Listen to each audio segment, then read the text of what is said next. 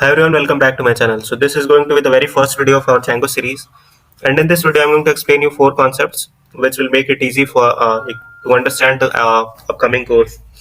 So the very first thing that I'm going to explain is request response cycle. I want to show here like where our Django application stands in request response cycle. The motive is that only, and the second thing that I'm going to explain is virtual environments. And the third thing is getting started with Django. I will show you practically by creating a Django project, and I will explain you each files and its significance. So these are the 4 topics that I'm going to explain. And the second topic is also important, like virtual environment. You should know how to create isolated environments so that none of the projects of us clash. So I'll explain these 4 topics. So let's start with the very first, request response cycle. So it all starts with the front end. Front end could be anything: Postman, a web application, a phone application. So front end requests data from the backend. So it is not like direct connection. It all passes through a web server. Web server could be anything, Nginx, Apache, Tomcat. It could be anything. And then the request goes to the Django via this WSGI server. So these all grayish part I will explain at the end of this course, because the focus is more towards backend engineering, backend development. So this is what we are going to focus more, this part, Django server. So Django expects a HTTP request object from WSGI, and then this request goes through URLs, and it matches the correct URL that is mapped, and that URL contains a view. View is the main logic of backend that connects with database, or that might process that request and returns the response accordingly. So if you don't understand this part, don't worry, we are going to cover all these in detail in this course. Just understand that this is the main Django application that lies behind the web server, and it returns a response which will be again returned back to the front end, client. So this part we are going to focus more on this course. You will understand everything. There are a lot more things which are happening behind the scene, like middleware settings, cache, a lot of things which we have to discuss. I cannot add all these things here, but yeah, we have to learn more about these part only. At the end, I will also explain like what is web server and how we can use it. Now the second topic is virtual environment. So virtual environment is nothing but, let's say we have our local computer. This is the bigger box is our local computer, and we want to create different projects. For example, I want to create Spotify, Instagram, different applications. So I may require different Django versions for them.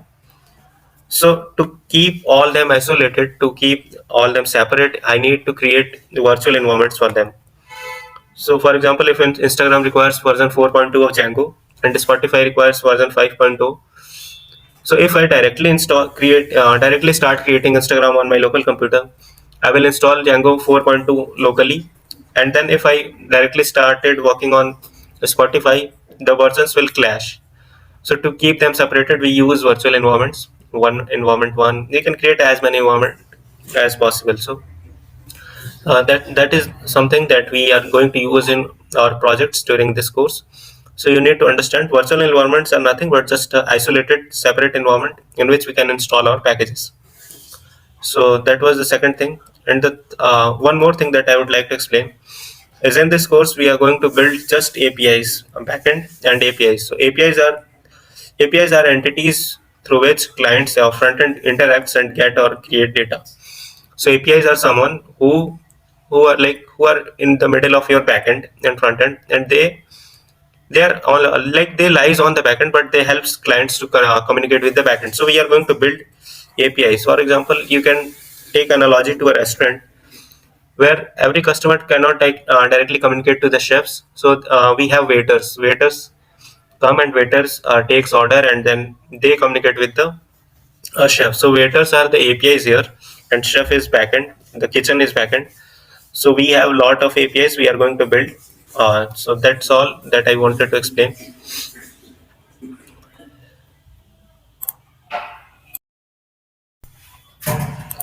So now I have opened a code editor of my choice. I am using VS Code. You can use anything, whatever you want. So I will show you like by starting with a Django project. So first of all, the first step that we have to do every time whenever we are going to create a new project, we will create a virtual environment. and I'm using Linux, so the command may be a little different for Windows. So this will be the same, Python -m venv. Then we have to give the name of our environment, which like let's say I am saying it my environment, and then uh, it will create an environment for me. So you have to use Python 3 here. So now you can see at this point that my env folder is created, and you can see some of files inside them, which you don't need to take care of because this is just an environment, and we are going to use it for our like managing our packages. So now we need to activate this environment also. So how we can activate it? Linux, we have to write source and then this in path of this environment, and there will be a similar command for Windows and Mac also. So as soon as you run this command, you will see this my environment, this sign here. It means that this environment is activated, and now any package that you will install through pip will be installed just inside this environment, not on your local computer. So I am going to install Django first. Pip install Django. So this is how you can install packages in Django. I hope you are familiar with pip if you know Python, if you are like coming with a Python background. So you just write pip install Django and it will install it.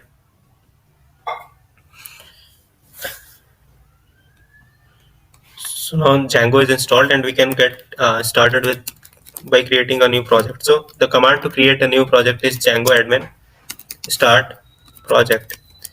I will also show you documentation from which you can anytime like get these commands. You don't need to remember it.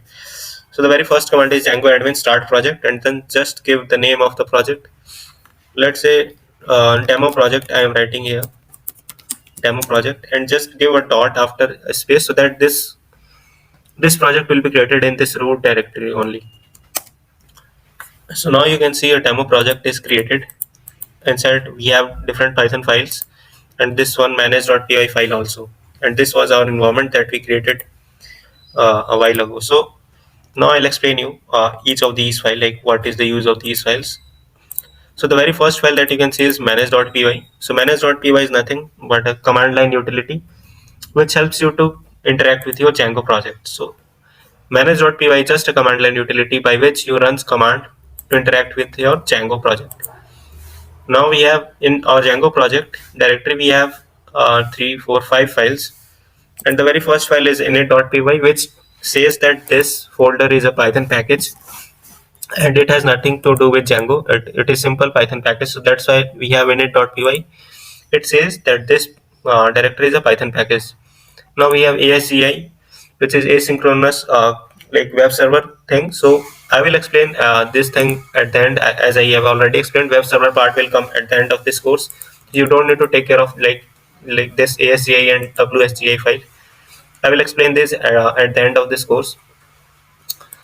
Now the second file is the third file is settings.py. So this is the very important file that you need to know. It contains all the configurations related to your Django project, all security, authentication, middlewares, apps, everything will be like configured here only. So you can see a secret key also, which is used to sign the authentication responses here. So you need to hide it every time. Secret key could not be like this, could not be exposed. You before pushing it to any version control or Git or GitHub, you need to secure it. You need to keep it somewhere else, not in directly here. I will also tell you how you can do that, but just go through these files once again. So in settings, we have allowed host, like which hosts are allowed to interact with your Django project. And then we have installed apps. So Django is a framework and it already comes with a few apps for you, like it gives authentication, admin, sessions, and a lot of apps which you will get to know later in this course. So if you create your custom app, you need to just add them here. At this point, you can add your apps that you are going to create. Then we have middlewares. So middlewares are nothing but a low level plugin which applies to each of your requests which are going to your views, and then the request that comes after views, the response that your views return, the middleware applies in the reverse order to that response. So middlewares I will explain you later in detail, like how you can create your own custom middleware also. So these are basically for security purposes, and as per requirement, you can create your own middleware also. So in settings, we define all these configurations, templates also. But in this course, we are not going to deal with templates. We are just going to create our project only in backend.